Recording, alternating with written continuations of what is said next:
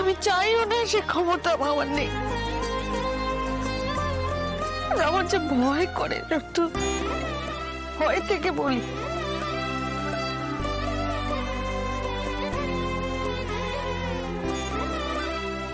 অপর্ণা,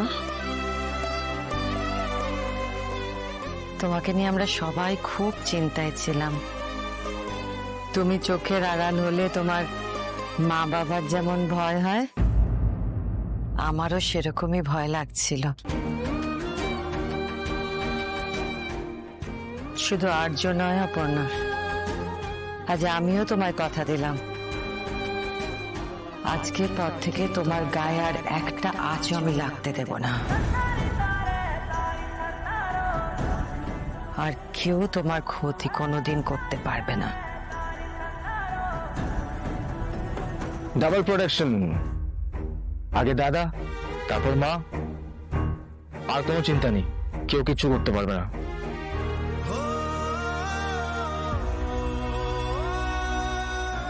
হ্যাঁ, এবার আমরা তোমাকে বাড়ি ফিরিয়ে নিয়ে যাব। আচ্ছা মা, একটা কথা আমি সত্যি বুঝতে পারলাম না, অপর্ণাকে কে নিয়ে গেছিল?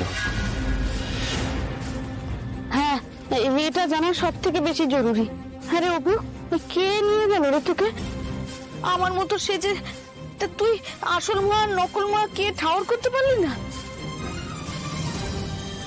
অপেক্ষা করার তো সময় নেই অপু। মা, উনিও তো ফিরবেন। ওনাকে ফিরিয়ে নিয়ে যাওয়ার অনেক লোক আছে, তুই এখন আমার সঙ্গে ফিরে চল। অপু, কি রে বল না, চুপ করে আছিস কেন? আমি নিজেও প্রথমে একদম বুঝতে পারিনি, এতটাই তোমার মতন দেখতে ছিল। আচ্ছা, তুই কি গলা শুনেও বুঝতে পারিস নি? গলাও হুবহু মায়ের মতন।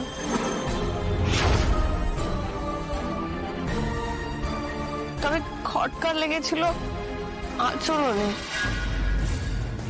একা এসেছিল, তারপর আমাকে জোর করে নিয়ে যেতে চাইছিল। তখন স্যারকে যে বলবো সেইটুকু টাইম পর্যন্ত অপেক্ষা করতে দিচ্ছিল না। তারপর জোর করে গাড়িতে উঠিয়ে নিয়েছিল। তারপর নিজে ড্রাইভ করছিল। আমি চেষ্টা করছিলাম যথাসম্ভব যাতে আটকানো যায়।